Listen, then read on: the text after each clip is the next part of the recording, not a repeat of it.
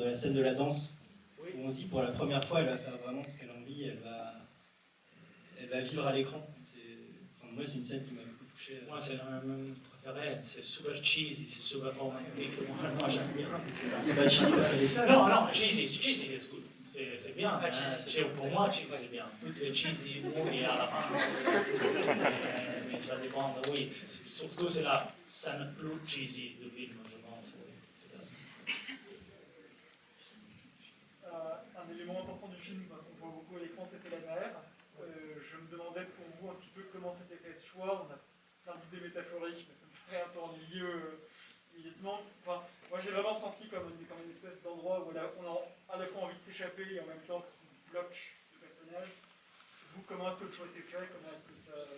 Alors, au début, moi j'avais pensé que c'était intéressant pas les faire dans une ville, pas les faire à Rome, mais les faire peut-être, oui, je veux dire, les littoraux romains, c'est vraiment un petit village, un autre petit village, et tu peux pas comprendre quand il est beau un village, quand le film va finir en village, elle va écouter un autre.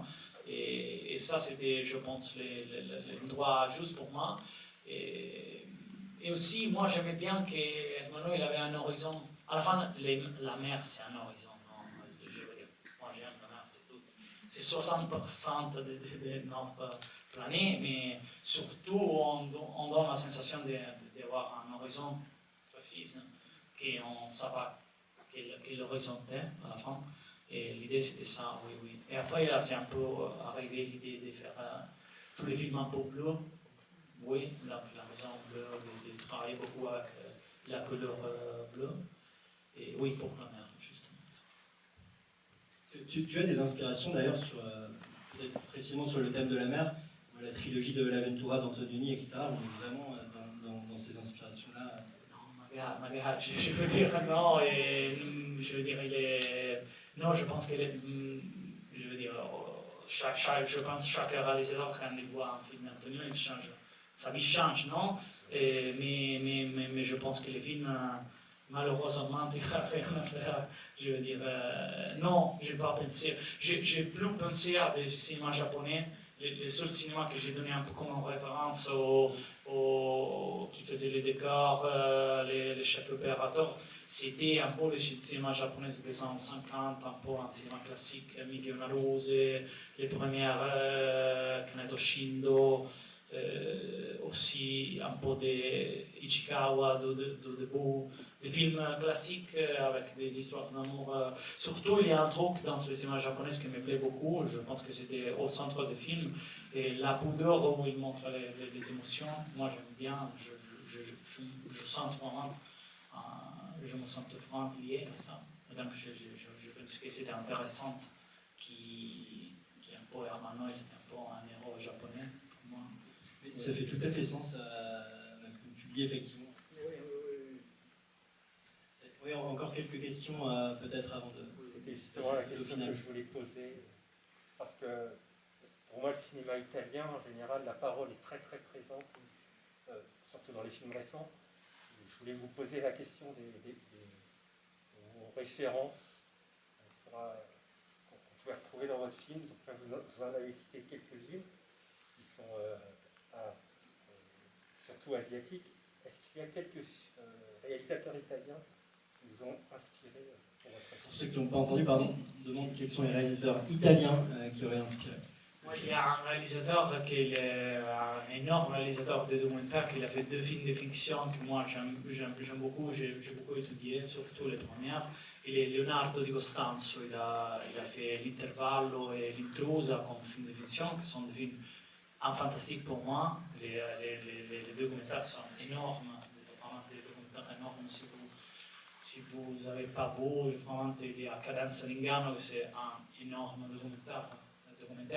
Et donc oui, plutôt ça.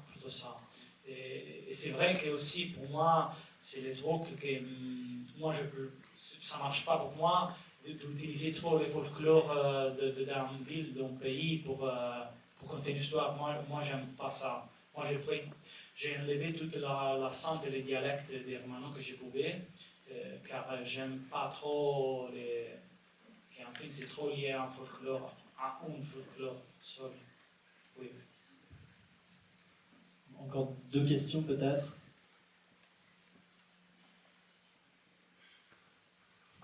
Madame. Déjà, je voulais vous dire bravo, c'est un très beau film. Savoir si vous pouviez un petit peu parler du travail qui était sur l'apparence des personnages, notamment les vêtements ou des cheveux de Lena. Elle change beaucoup sa coiffure au long du film. Alors oui, moi j'aime que beaucoup de joie pour la coiffure de Lena. Alors ça c'est bizarre. Moi, je me souviens, la première copine que j'avais, quand j'avais 17 ans, la première amour, moi j'étais toujours en train de jouer avec les chevaux et des fois je faisais...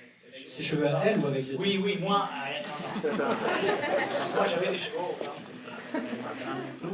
mais j'ai joué comme ça et je me souviens que j'ai retrouvé une photo avec elle comme ça et après on a trouvé beaucoup de photos similaires, des photos en Russie, en Ukraine. Et moi j'ai dit, on fait le cheval, le cheval. C'est pareil en italien.